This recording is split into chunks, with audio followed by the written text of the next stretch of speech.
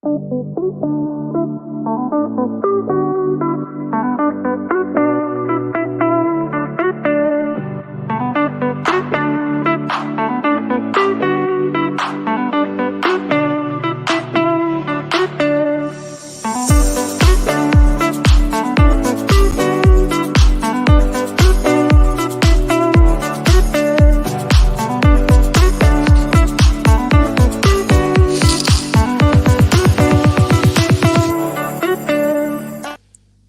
all, welcome back to the final whistle. We're back with a match preview tonight as we'll be joined by Wednesday Till I Die podcast. Leicester City, the league leaders, head to Hillsborough to take on a struggling Sheffield Wednesday tomorrow night. And what a matchup this one's going to be, honestly. Leicester will obviously look for back-to-back wins. Sheffield Wednesday, they'll look for anything right now. We're going to talk with James from Wednesday Till I Die podcast, everything Sheffield Wednesday. We're going to digest it all, the game itself and all that. We're also going to talk to him about Jamie Vardy as the Owls fan returns home, you should call it. Jamie Vardy returns to Sheffield Wednesday. I believe it's the first time since they got rid of him from the academy for being so-called too small. But we're going to get to all through all this. Evening, Joey. Evening, Duncan. Evening, Ross. How are you, mate? Right then, let's have a look. Guys, as always, hit the like button, subscribe to the channel. If you're new to the channel and you haven't subscribed already, please do so. And let's get my guest in, Mr. James from Wednesday Till I Die podcast. James, how are you, mate? Yeah, I'm all good, mate. Yourself? I'm all right, thank you. Tell everyone what you do at the Wednesday Till I Die podcast, mate.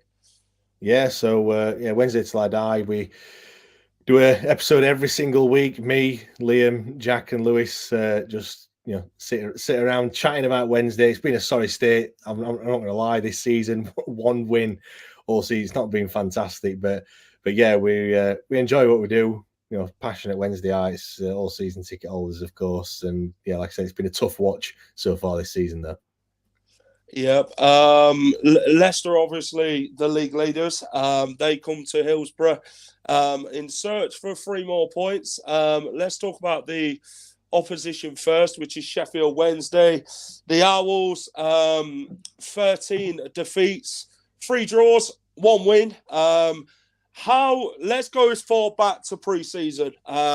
You obviously won the playoffs, didn't you? Beating, you like to call them the Dingles, don't you? Barnsley, yeah. 1-0. Josh Windass in final second, sending you back to the championship. Darren Moore, then it comes to the Darren Moore situation. Reports of him asking for 4 amounts more of what he was on at Sheffield Wednesday. He ends up leaving the club. Cisco comes in, the former Watford man. He doesn't last long either, does he? And then you've now got Danny Rowe. I mean, how does Chanziri communicate all this and what is happening at Sheffield Wednesday?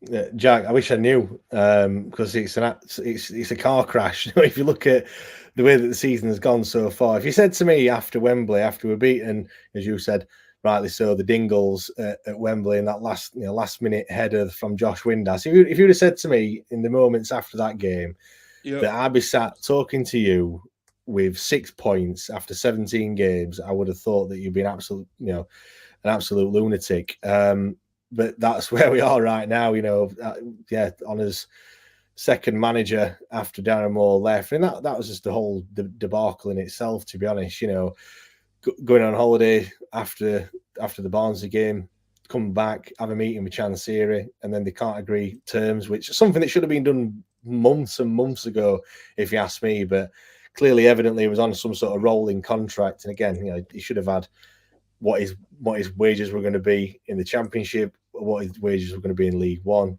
I said clearly that weren't done. And to be honest, looking at it, Darren Moore was probably the wise man in it all because of how things have kind of unfolded. Things happened. It is what it is. And then Cisco's come in, who, even though he was at Watford, obviously that was a time during COVID and he wasn't there that long either. I don't even think he managed a full calendar year at Watford. Yeah, he got them promoted, but they had a fantastic squad. But we thought we'll give him a chance. He has got that pedigree. He has worked in this division before, which everyone always wants. And yeah, the alarm bells were ringing in pre-season, really, when I don't think we won it. I think we won one game in pre-season against Chesterfield, but we went on tour to Spain, didn't win any games over there, got beat 4-0 by some pub team in Spain, to be honest. And yeah, it was, like I said, I called it out as it doesn't look great. We weren't scoring any chances in pre-season. Everyone said, hey, it's pre-season, it doesn't really matter. But that just kind of carried on into the season itself, really. The football was dire, like really, really bad. I've never seen anything like it in all the time I've been watching Sheffield Wednesday. And there's been some bad moments as well, by the way. Let's be right, but absolutely terrible. And he only lasted 10 games into the season. And yeah, Danny Rowe's come in, and again, a bit of an unknown in terms of his managerial pedigree, but obviously he's been fantastic clubs: Bayern Munich, the German national side, assistant manager at both of those, Southampton, Red Bull Leipzig as well. So he's been around some top quality players. Unfortunately, he's not around those same top quality players now. But we are playing a lot better football. It is a lot better to watch. We are creating a lot more chances. But we've only scored 7 goals this season, which, if you only score 7 goals in 17 games, so eight goals, I'm sorry, we scored. I forgot that we scored at the weekend, even though we lost that game. But yeah, we're not even averaging 1 goal every 2 games. It's awful. How are you expected to get any sort of points if you can't put the ball in the back of the net? And look, it's we're 10 points adrift already. 17 games, 10 points. It's if you'd have said to anyone at the start of the season you'd starting on -10, everyone would write you off as getting relegated. So yeah, whilst I still think there's a little bit of hope, because I think we are playing a lot better. We've played all the easy teams like recently since Danny Rowe's come in. We've got some tough games coming up. Obviously tomorrow is pretty much like a cup game, to be fair. I don't expect to get anything from tomorrow. Talk to me about Chanziri. I mean, there was obviously rumours that he wants to sell half of the club for double than what he actually paid for the whole of Sheffield Wednesday, which we obviously spoke about before the show. Chanziri himself, I mean, his expectations for Sheffield Wednesday was the playoffs this season. I know some might laugh, but yeah, we did as well. We laughed at that. But how have you found Chanziri as an owner? And I mean, what has gone wrong with him this season? Awful, mate. He's just terrible. I don't know if there's going to be an owner like him ever in football. Like, think of the worst owner that you've ever had, and then just add a bit extra on, because that's what he's like. The prices are absolutely extortionate at Hillsborough. He's called us customers instead of fans. All right, I'll give him that one. I think there's probably a little bit of interpretation there and things. That's probably not really what he meant. So I'll let him off on that one a little bit. But still, it doesn't land very well when you're not doing great either. He sold the stadium in the wrong year. That's why we came down from the Championship, 3 years ago, and we got those points deduction and failed FFP. Look, when he first came in, he spent loads of money. We got to the playoff final. We were 90 minutes away from getting into the Premier League. Look, that were fantastic. That were great. We didn't get there, and now we're paying for it. And I think if you'd have said to anyone really that, look, this is what could potentially happen, I think people think twice about kind of getting excited about the whole spending all the money and things like that. Yeah, I know you said earlier about like rumours of selling half the club. I'm not really sure where that's come from, but these it comes out and says that the club's up for sale, but it doesn't actually physically put the club up for sale. He'll say buy it. They can buy it, but that's not actually putting the club up for sale. It says if people want me to go, I'll go. A lot of people want to go, and he's still there. Like, it's like that. You look at the pre-season we've just had, and a lot of turnover of players. Look, we had a fantastic squad last season. It did need some additions. We desperately needed a striker. We didn't sign anyone in the January before. We signed Aidan Flint on loan, but that was just to replace Mark McGuinness that left. That went back to his Cardiff, which was his parent club. So he didn't spend any money then. We've gone into the summer.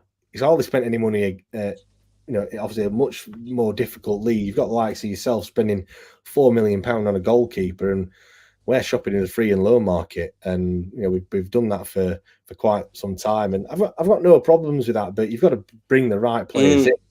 You're not going to get a 20 goal a season striker on a free that's going to bang that sort of many goals in the Championship. And it's no surprise that we've only scored 8 goals this season. We were crying out for one of those last season. I know Michael Smith scored quite a few, but he probably should have had twice as many, if I'm being perfectly honest. The squad's getting old, and he's just not invested in the squad. He's saying that the club's losing £2 million a year. £2 million a month, not a year. It's 24 million a year. And that's all down to him. I'm going to have to say it like that. It's literally all down to him and the way that he's just ran the club. And it's just a real sorry state, really. Like I said earlier, like if you'd have said to me that we'd be in this position, most fans have just kind of admitted that we're probably going to be in League One again next season. And it's going to be worse this time because I can't see where we'll go from here. From the club Sheffield Wednesday used to be to now, it's hard to it's a hard watch, isn't it? Do you know what I mean? You had some fantastic players back when we last played you in the Championship. I mean, you had Mikel Antonio, you've had Lewis McGugan, I think you had him in. You had Connor Wickham as well, who'd bang in the goals for you as well. I mean, scored 2 against you last time we played you, I do believe. He did. We'll get on to that soon. But yeah, I just what kind of like pisses me off with football owners is some don't care. They act to care and they don't. And this is why I get on to the point of when Chanziri came out with if every fan paid, if 20,000 Sheffield Wednesday fans paid £100 each, he'd pay the £2 million debt. But I'm not being funny. Fans don't get you in debt. Fans are the ones what bring your income into the club. They're not the ones who steal a wage or anything like that. You know what I mean? And owners like that shouldn't rely on fans to get them out of the mess that they're in, because that's their own fault for doing so. And that's something I found hard to like read, and I couldn't believe like an owner had actually gone and done that. Yeah, well, there's severe cash flow issues. Like, I mean, that was evident when he came out with the 10-year season ticket, which is absolutely ridiculous. How much are your season tickets? I think mine was £600. I think it was in the North Stand. That's not even in the posh seats either. So, well, I don't think we really have posh seats, but you know what I mean, in the main stand. But now, it's just extortionate the amount of the money that he's charging. And I think that what you're referring to is obviously the tax bill that he didn't pay. Which, look, let's be right as well. Look, we don't know what actually happened there. Whether it was just, I think he was just probably toying with us to a certain degree. Probably had the money. He's probably just proving that this is what he can do and this is the power that he has. He has come out and said, the 200, the 2,000 fans paying £100 or whatever it was, or 20,000 fans. He did say that, but he's come out and said that he didn't actually mean it. Which, I mean, you don't have a chairman that starts just playing games with the fans. Like, there were people that were actually, there was a GoFundMe that was set up, and people were actually putting in £100 of their own money in this climate to actually pay for a tax bill. That that's how much people care about the football club, because football means so much to so many people. To some, it's just something that they do at a weekend. To some, it's the livelihood, and it's the thing that they look forward to. It's the release, and something that if football wasn't there, I mean, we saw it in COVID times, didn't we? How people were, couldn't go to the matches, and how that affected everyone. And I think sometimes, but owners have to realise that, especially these that don't come from England and haven't kind of been brought up with the culture around football in this country, that it's perhaps a lot different to what they're used to, and it just means so much to so many people. I agree. Football's a passion, isn't it? You live and breathe football, and that's who's growing up from young boys to now. You know what I mean? You have so much love for that club. You build that relationship with that club over the years, and it means so much to people. Duncan asks, is Milan Mandrick not interested again? I know he brought you lot for £1, not quite a few years ago. Is it? I don't think he's around now. Is he Milan Mandrick buying football clubs? No, I think he's done with that, to be fair. But Yeah, anyone. I'll have anyone. Terry the Butcher. So I have no idea. Anyone can buy us. I can't do a worse job than what Chansiri is doing at the moment. Agreed. Your weekend result, your latest result was a 2-1 defeat to Birmingham. Digest the game. I mean, how did it go? I know you led the game 1-0. Which obviously would feel like a relief. Sheffield Wednesday scoring a goal this season. You think, you know what, we might have a chance of actually getting something. But then Birmingham themselves, I mean, a good goal. I think it was Bakuna, was it, who scored the first goal for Blues. And then there was a mess up with the Sheffield Wednesday defence and that for the second goal. And how do you sum up the Birmingham game? Well, I said before it. Obviously, Wayne Rooney had not won since he took over at Birmingham, and I said on our preview show with the Birmingham lads that they'll probably get a win on Saturday because that's what we do. We're almost, we coined ourselves Charity FC. If there's ever a team that needs a win, you bet your bottom dollar when you play us, you'll probably get it. Forest Green was the one that we did last season. I don't think Duncan Ferguson won a game when we played them, and lo and behold, they beat us. I think that was 2-0 in the end. Do you know what, the game? You're right. What you said. We scored a goal, which I've already alluded to the fact that before that we'd only scored 7. So the fact that we scored, I think it was something like 500 minutes of football away from home that we'd not scored in. That's not even winning a game, or it's literally scoring a goal, which we scored. We thought, well, what people coined the perfect time to score just before half time. Fantastic free kick from Josh Windass. I mean, he'd missed an absolute sitter probably 15-20 minutes before that, by the way, which we should have already been 1-0 up.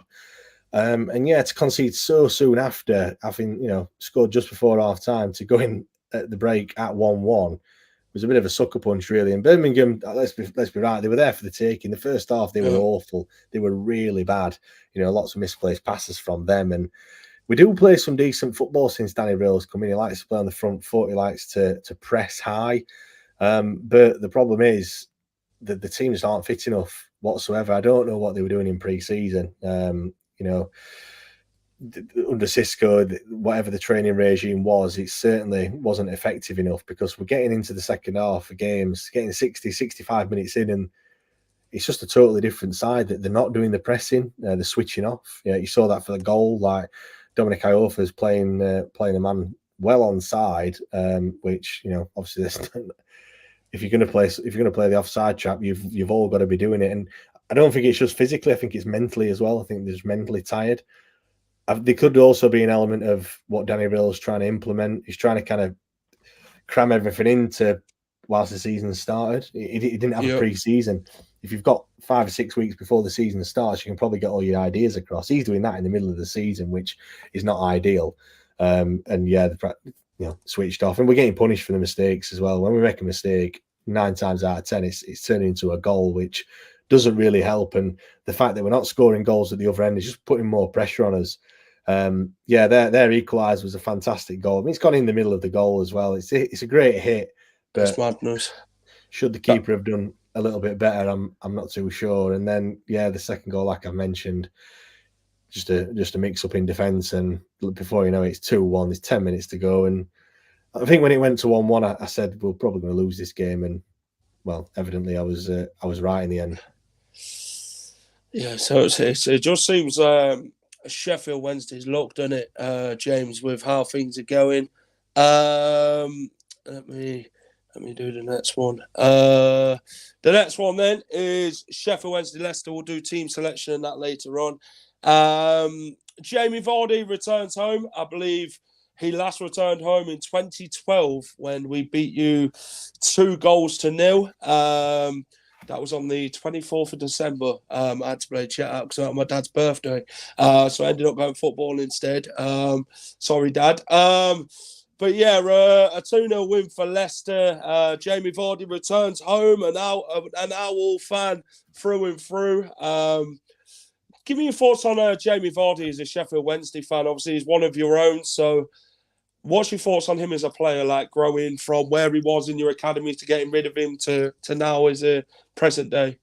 Yeah, he's always been loved. Obviously, at the time when we let him go for whatever whatever reason, you kind of put it in the same or similar category to when we had Eric Cantona way back when, and we let him go, and he then went to Leeds and obviously had that illustrious career at Manchester United. So we have a bit of a track record of letting these players go. But he's had to work his way up, and he's done fantastic. Obviously, he went to the local team, Stocksbridge Park Steels, then Fleetwood, and then obviously yourself. And what a career he's had. I mean, look, 2 foot in the corner flag at Bramall Lane will go down in.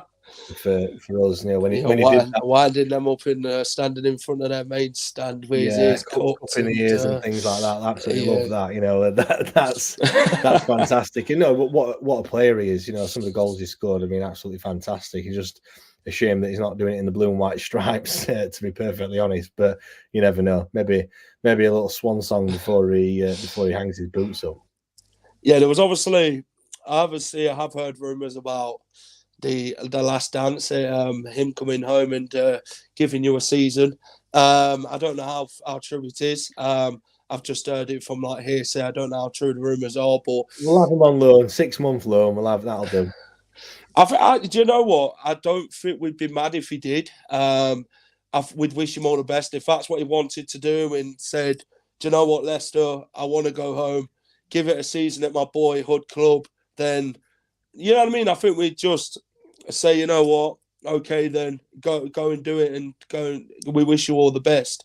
Do you know what I mean? And obviously we've got so much love for him in here. He's Mr. Leicester City. He's been here ages now, and the goals he's scored, the records he's broken, the shithousery he's given to the away teams and all that. He's a loved man, and he's like Marmite, innit? You know what I mean? As a Leicester fan, you love him, but you won't want to play against him. No.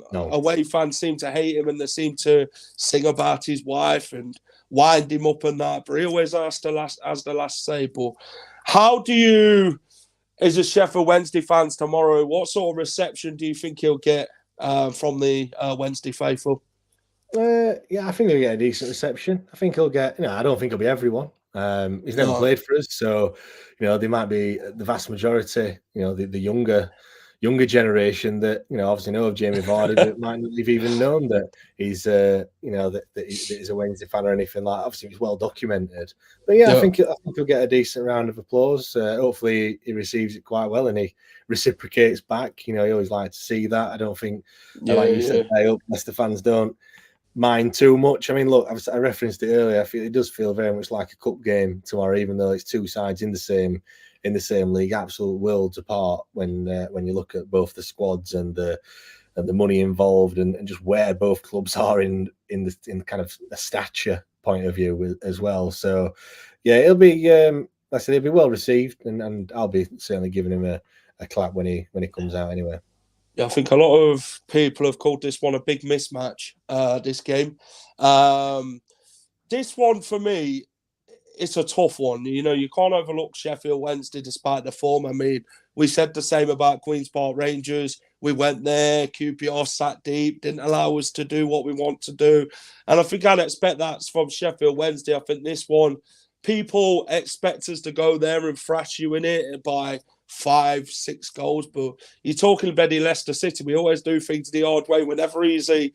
Do you know what I mean? You could see Leeds going battering you or something like that. But then you look at Leicester and you think the quality that we've got in the squad, we should be going there and winning the game. But what's your thoughts on Leicester, and what's your thoughts on the Foxes coming to Hillsborough? Like, what sort of game do you think you'll get from Leicester? Yeah, I mean, it's a fantastic side, Leicester. Spent quite a few years in the Premier League, obviously winning it, of course.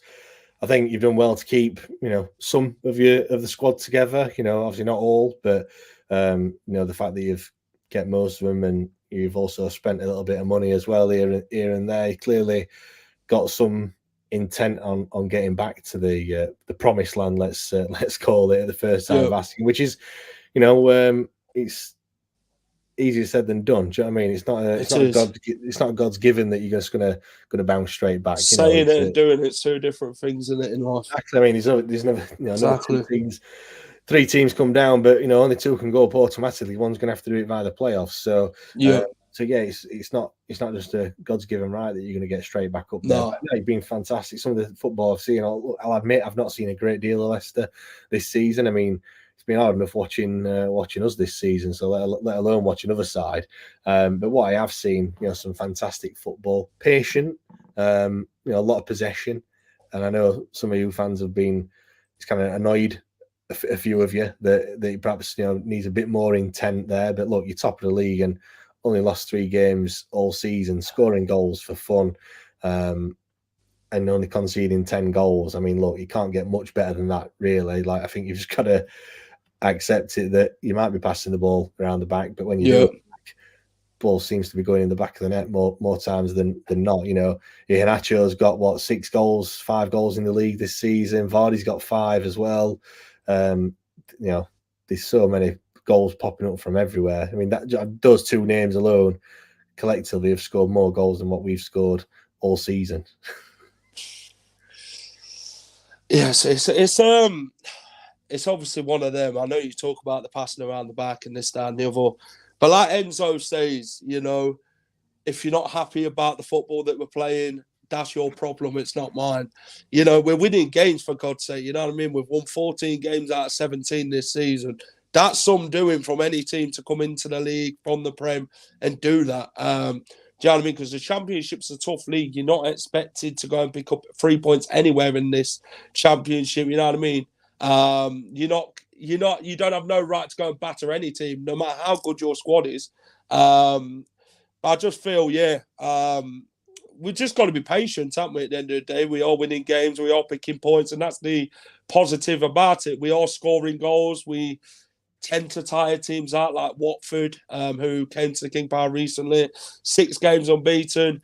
They didn't look like they laid a glove on us. Do you know what I mean? It's the way we keep the ball in, the way we press and the way we aggressive and how we minimise chances from other teams, which I think is the main thing. Let's have a look at some stats. 1 to 14 in wins, 3 draws. You lot have had 13 defeats to 3 for Leicester.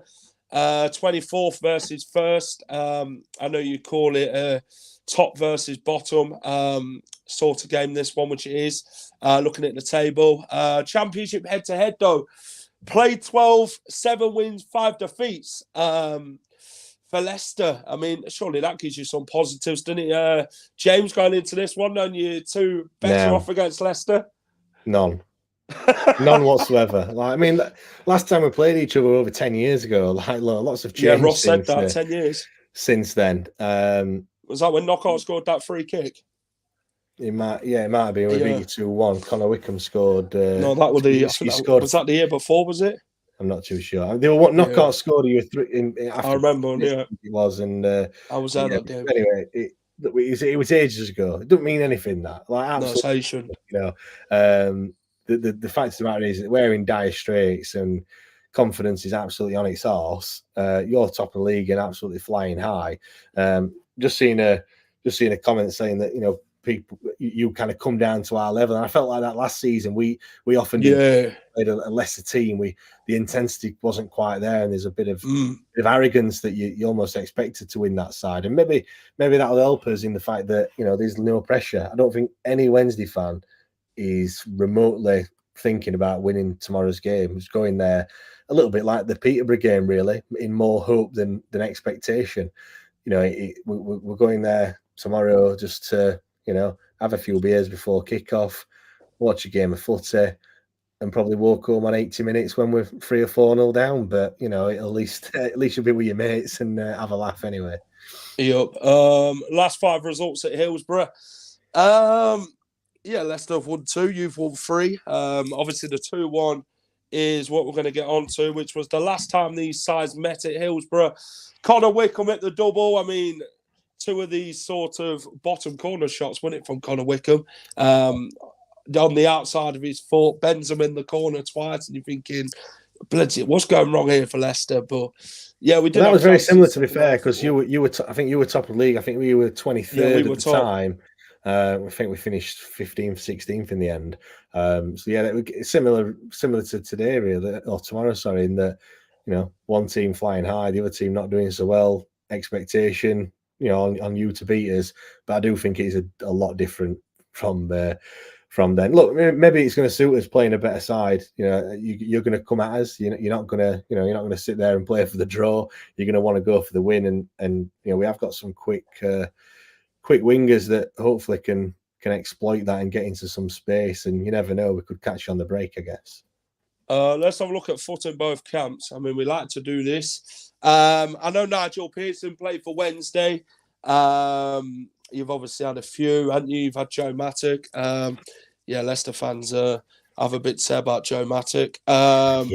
We'll look at these five. Chris O'Grady only scored once for the Foxes, I think. What was your thoughts on Chris O'Grady? Yeah, it was a great player. Obviously was there when we got promoted from League One back into the Championship. Obviously not this time, the time before. Yeah, he was a fantastic player. Just 110% effort. You could always guarantee that he were going to put a shift in, and yeah, he's just a great player that we've had. I won't say he's an all-time great. He's not up there. He's not up to that sort of level, but yeah, always put a decent shift in. Michael Morrison. Not great, I must admit. Not great. I know he talks about his time at Sheffield Wednesday. I remember him saying if when Portsmouth go back there, it'll be better for him. But then the figures of Michael Morrison, he was good in the League One season for Leicester. He did all right in defence, partnered Jack Hobbs and that. He did all right. But I know he made about 12 appearances for you guys, which I don't think... he weren't... Yeah, not fantastic. Didn't do too well, to be fair. Gary Taylor-Fletcher. Oh, mate, don't get me started on him.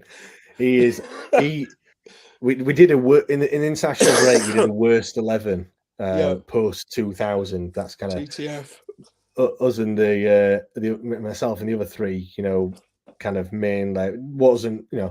I'm 34 years old, but my memories are mainly after we got relegated out of the Prem. So we did a worst 11. Gary Taylor-Fletcher nearly got into that. He didn't because we've had three other worse strikers than him. But probably the fact that he only played 4 games, but four games, no goal. I look like Gary Taylor-Fletcher. I've never heard that one before, but that's Benny comparing that as James May. Can't be having that. That's terrible. That it is. Thanks for the super sticker, Chester Leicester. Matty Fryer, I mean, he was a really good striker at Leicester, banged in the goals. Fan favourite. What was your thoughts on Matt Fryer? Yeah, it was again all right. I didn't really light it up. I don't think he played too many games for us again. I mean, I've looked at this myself. Looking at players that have played for both sides, and there's not many that's kind of really stand out. But yeah, it weren't too bad. Came on loan, didn't he? And I think he only played a handful of games. Did get on the score sheet a few times, but I don't think he played that many. So I've not really didn't really see a lot of him. Yeah. Ben Marshall. Oh, Ben 10. What a player. He was fantastic. He had potential. It was just his attitude for me at Leicester. He scored some cracking goals all the time. But I mean, what a talent he had. The fact that he could turn up half cut and still perform absolute miracles. And some of the goals, the assists, some of the his crossing ability, getting up and down that wing, were fantastic. And every time the transfer window comes around, the kind of running joke is that it's Ben Marshall's going to sign every single transfer window. Obviously, we wanted to sign him. We had him on loan, wanted to sign him on a permanent. That never happened due to whatever reason. But yeah, Ben 10 is, when you talk about like best loan players that we've had, you've already mentioned one, Connor Wickham. He always goes down as one of those, but Ben Marshall's not too far behind. Yeah. Julian Watts, I don't know if you know much about him. That's kind of a bit before my time, that one. Before your time. Yeah, there we are. Let's get on to the last two then. Team selection then. How will Sheffield Wednesday line up? I know you're going to be missing Windass and Smith for this one. How do the Owls line up against the Foxes? What's your best team you can put out is the question. I don't know what his best team is, to be fair. In terms of the lineup, it's been Cameron Dawson in goal ever since. Yeah. Ever since the Danny Rails come in, and he's dropped a few clangers. Although I think to put Devis Vasquez in goal for this game is probably like, it's not good. It's not going to be great for him. He's going to concede a few. It's probably not the right game to put him in. But in terms of in defence, we'll probably settle very, very similar to how we were against Birmingham. The only change that I would make is, Bernard. He was on international duty with Jamaica. Probably got back a little bit late, hence why he didn't play at the weekend. But I'd put him straight back in there. Bambo Diaby is a bit of a liability, so hopefully he would replace him. Dominic Iorfa will probably be in there, probably play right back. Michael Ehekwa came in on Saturday, didn't really put a foot wrong, so I'd expect him to be centre back. We went with Akin for Maywo left back. He's all right, but a bit of a square peg in a round hole. I'd much prefer Reece James, who's a natural left back, to play there. It's got to be Barry Bannon and George Byers without a shadow of a doubt. I think Will Volks was pretty decent on Saturday, tired towards the end, but still great. And then you mentioned Smith and Windass that's injured and obviously suspended respectively. So I'm not really sure who's going to play. Does Gregory play? Gregory's not been in the squad for the last two, and Danny Rill's come out and practically said that he can't do it in terms of the pressing and things like that. So it will be interesting to see if he starts. Bailey Kadamata is a young player from the academy who's been getting the last two games he's come off the bench. He might get a start. We've also got Masaba and Gassama, who are two new signings that we got in the summer from Monaco and PSG. Don't get too excited. They didn't play for the first team, but they've certainly got a lot of pace, and they're both young as well. So it could be a free hit tomorrow, and a chance to try something a little bit different. So he made 5 changes at the weekend, so he's not afraid to make a lot of changes. So we'll see. Yeah, that's exactly right. The son of Danica. By the way, Ross has got a question for you. Hong 2, which is not far from the ground, has been recommended to go there. Any good?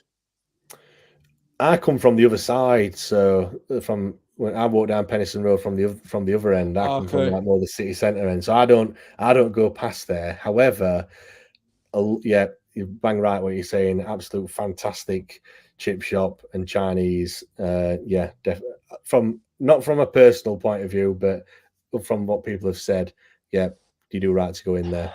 Leicester's team then. I think we'll go Hermanson in goal. I don't see us making too many changes. Ricardo, Justin, maybe we'll see Connor Cody in there, I reckon, or Harry Suter to replace probably Wout Fass. I think Fass will get a rest. Vestergaard will start. Harry Winks will start for Leicester. Shrewsbury Hall and Wilfred Ndidi. I think we might go with Atkin and Fatawu tomorrow, potentially.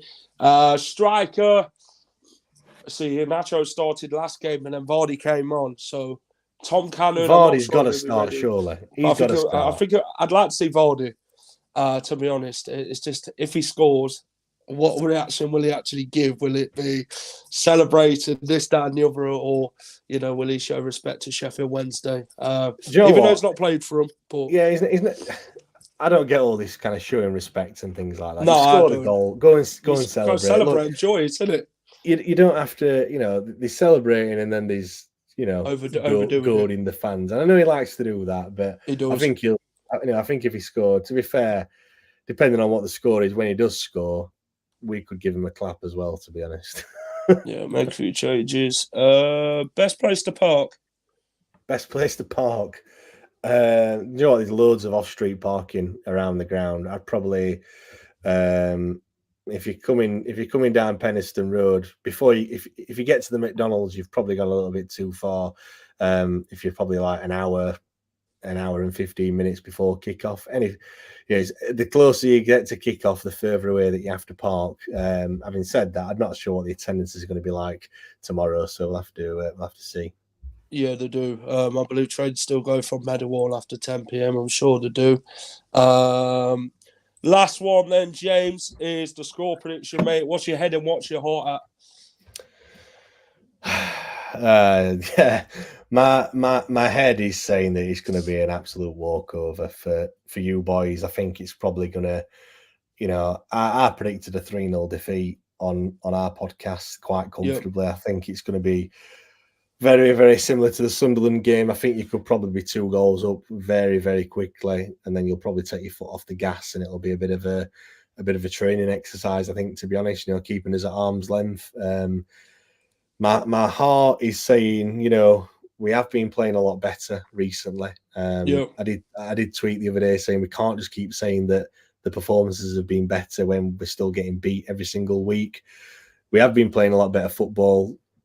It's a chance to go toe-to-toe with, one of, if not the best side in the league. And I think, we have got a bit of pace that I referenced earlier. You're going to be on the front foot attacking.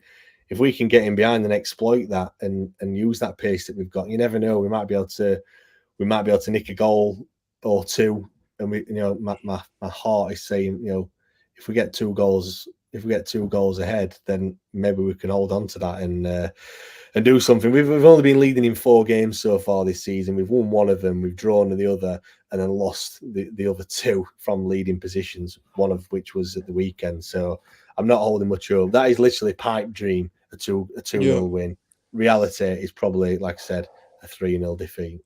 Yeah, James, for people who's joined us and that, let everybody know where they can find you and that before I let you go, mate. Yeah, of course. Yeah, so it's the Wednesday Tie-Dye podcast. We're on all major podcasting platforms. You can find us on X, which is, if you've got the handle there, at WTID Pod. We're on Instagram as well. And we've just started venturing onto YouTube as well. So we record ours all sat in one of Liam's living room, so we're all in the same place, which is a lot better than doing it over the internet and what have you. That's like being down the pub, isn't it, with your mates? Exactly, and that's what people say as well. Look, we have got fans of other teams that listen to us every single week. We talk about Wednesday, but we're going on so many tangents. It's unbelievable, and we just have a laugh. So yeah, you can find us on there. Just search for the Wednesday Tie-Dye podcast. Yeah, James, thanks for coming on, mate. Really appreciate it talking to you, mate. I'm going to wish you all the best for the rest of the season after tomorrow, mate. No worries. Cheers, buddy. Thank you. That was James from the Wednesday Till I Die podcast. Go and subscribe to their YouTube channel. Go and check out the podcast. Good lads. Head says 5-1 Leicester. Heart says 2-1 Leicester. We need goals to keep us warm, mate. It's going to be freezing tomorrow, let's be honest. I'll be there in my Leicester. Oh, for God's sake, Ross. 3-0 to the Foxes. Goals definitely keep me warm as long as we are scoring. See you tomorrow, Terry, mate. Appreciate it. You coming in. Except tomorrow, all the bets for the rest of the season. Any chance you could wear more clothing tomorrow, Rossi? Your legs are shot. Take care. Yeah. What's coming up on the final whistle then? So we'll have the match day vlog. We'll be at Hillsborough tomorrow. If you see me, come and say hello. Come and give me predictions and all that. Come and chat with me about Leicester.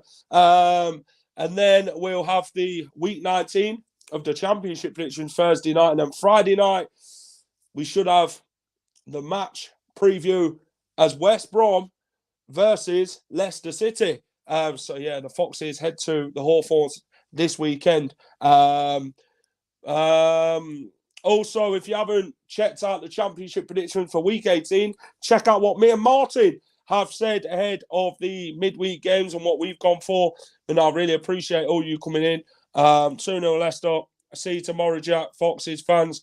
Yeah, and also, before I go, remember to hit the like button, subscribe to the channel. If you haven't subscribed and you're new to the channel watching tonight, please do so. It helps out massively. Hit the like button if you've enjoyed the stream, and that'll be as well. Thanks for watching, guys. Take care, and come on, the Foxes. Bye-bye for now. Hi all, thank you for watching the final whistle. If you enjoy all our content, please remember to smash a like, share, and subscribe to the channel.